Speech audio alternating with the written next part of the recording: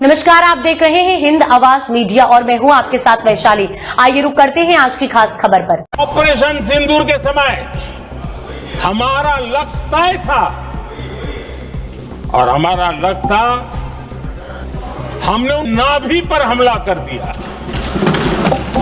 You cannot attack the military infrastructure. And Anil Chauhan ji must have the guts to say this. That my hands were tied behind my back and I was sent into a war and my enemy was told by my own government that we will not attack your air. That is what it means. When we say we don't want escalation, it means मैंने एक थप्पड़ मारा, दूसरा नहीं मारूंगा, तीसरा नहीं मारूंगा, चौथा नहीं मारूंगा. Why? Because the goal of this exercise was to protect the Prime Minister's image. आप कितने भी ऑपरेशन कर डालें, आप इस सच्चाई के पीछे छुप नहीं सकते, इसे नकार नहीं सकते। आपने उनको सुरक्षित नहीं किया। कुछ लोग सेना द्वारा दिए गए तथ्यों की जगह पाकिस्तान के झूठ प्रचार को आगे बढ़ाने में जुटे हुए हैं। देखिए, इतिहास की बात आप करिए, मैं वर्तमान की बात करना चाहती हूँ। आपको तो एक बहाना चाहिए, आपको तो एक बहाना चाहिए। पूरे परिवार का नाम गिनवा देते हैं। अरे अपनी जिम्मेदारी खुद लीजिए। 11 सालों के लिए तो सत्ता में आप हैं। अभी नेहरू को छोड़ नहीं रहा।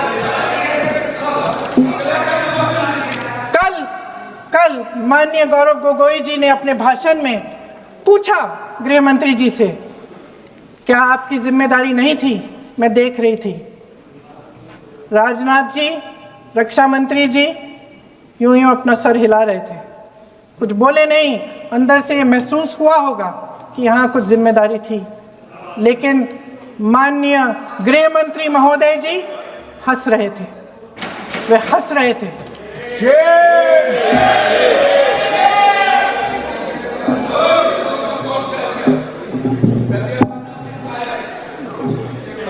अध्यक्ष महोदय, कल सत्ता पक्ष और आज भी सत्ता पक्ष के नेताओं ने 2008 के मुंबई के हमलों का जिक्र किया, बार बार कहा कि मनमोहन सिंह जी की सरकार ने कुछ नहीं किया। ये तो जानकारी होगी ना कि उसी समय जब वो आतंकवादी हमला चल रहा था, तभी उन आतंकवादियों को मार डाला था, एक बचा था और उसको भी फांसी दे दी थी 2012 में। महाराष्ट्र के मुख्यमंत्री ने इस्तीफा दिया। देश के गृह मंत्री ने जिम्मेदारी लेकर इस्तीफा दिया। एक जवाबदेही थी पब्लिक के प्रति, एक जवाबदेही थी इस देश की जनता के प्रति, इस देश की धरती के प्रति।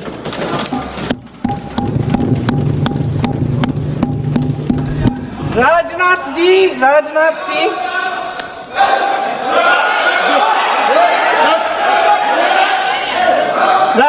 जी तो पुलवामा, उरी और पठानकोट के समय गृह मंत्री रहे थे।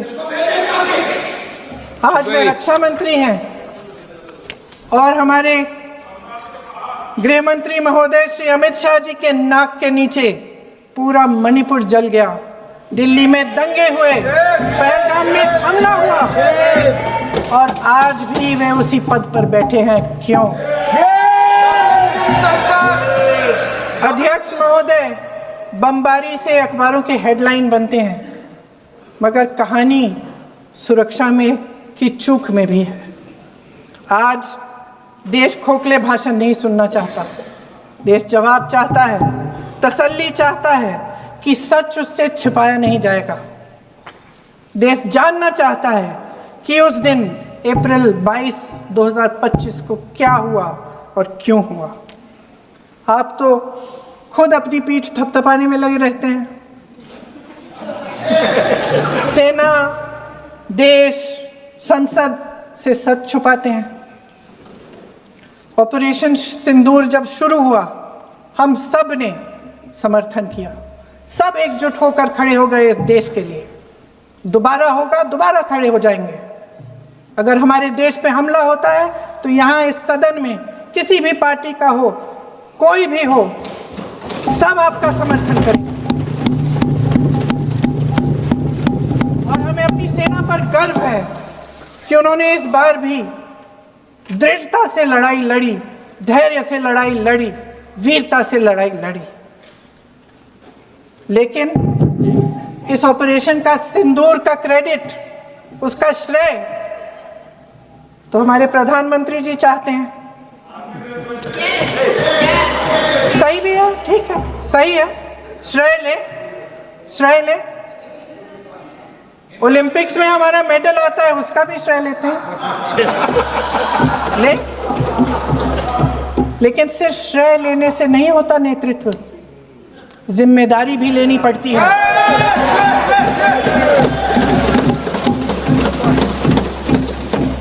देश के इतिहास में ये पहली बार हुआ, देश के इतिहास में ये पहली बार हुआ कि जंग होते होते ही रुक गई है जी।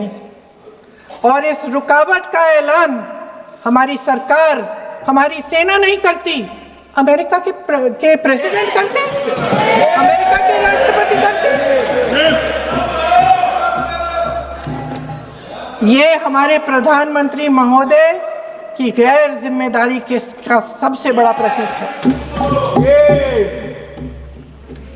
आज गृह मंत्री जी ने इस बात पर उल्लेख किया। उन्होंने कहा, उनके शब्दों में उन्होंने कहा कि पाकिस्तान के पास शरण में आने के बजाय कोई चारा ही नहीं था। आपने शरण दिया क्यों? वो आते हैं आपके देश के अंदर, लोगों को मार डालते हैं और आप उनको शरण दे रहे हैं। क्यों दिया शरण? इसका जवाब क्यों नहीं दिया एक भी भाषण में? जैसे ये बात उठी, शरण की बात की, हमारे गृह मंत्री जी ने इतिहास में चले गए।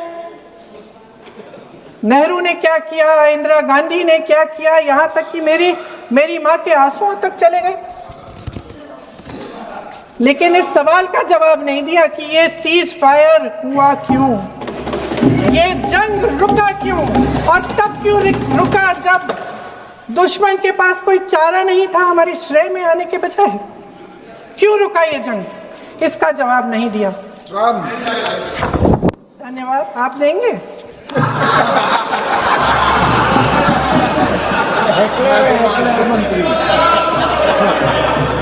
देना भाई, देना। आपको टाइम मिलेगा तो, टाइम नहीं मिलेगा आपको शायद। वैसे महोदय, मेरी माँ की आंसू की बात किए, मैं इसका जवाब देना चाहती हूँ। मेरी माँ के आंसू तब गिरे जब उनके पति को आतंकवादियों ने शहीद किया, जब वे मात्र 44 साल की थी। और आज अगर मैं इस सदन में खड़ी हूँ और उन 26 लोगों की बात कर रही हूँ, मैं इसलिए कर रही हूँ क्योंकि मैं उनका दर्द जानती हूँ, महसूस करती हूँ।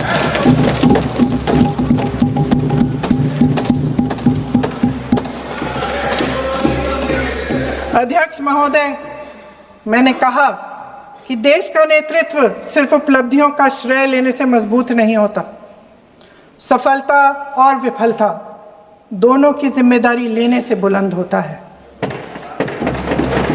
ये सोने का ताज नहीं है, कांटों का ताज है। अध्यक्ष महोदय, जब सरकार झूठी और कायर हो तो वे बहादुर से बहादुर सेना के साहस और पराक्रम को भी कमजोर कर देती है। देश को प्रतिशोध के साथ साथ सबके प्राणों की रक्षा का प्रण चाहिए। सेना की शक्ति के साथ सरकार की सच्चाई भी चाहिए।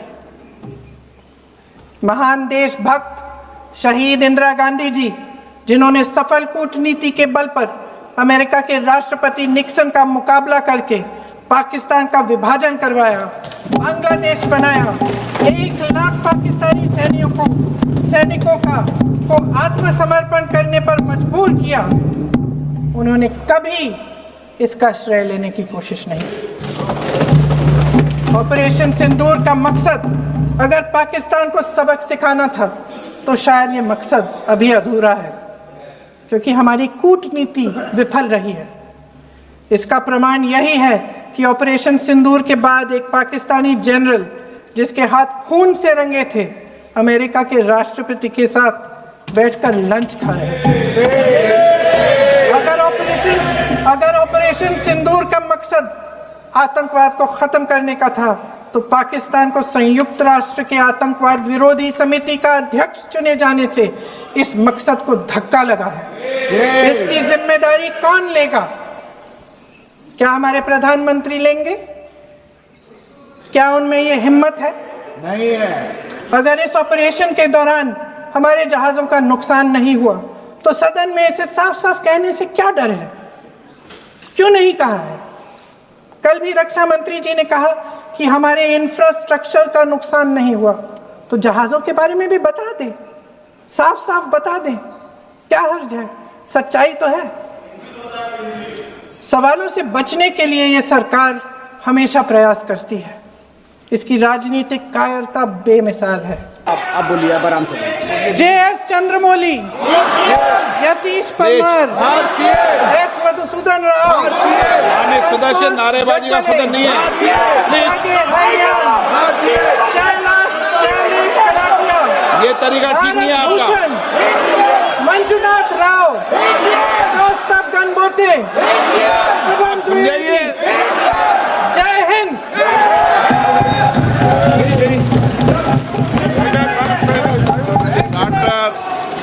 अब तक के लिए इतना ही। वीडियो को लाइक और शेयर करें और चैनल को सब्सक्राइब करें।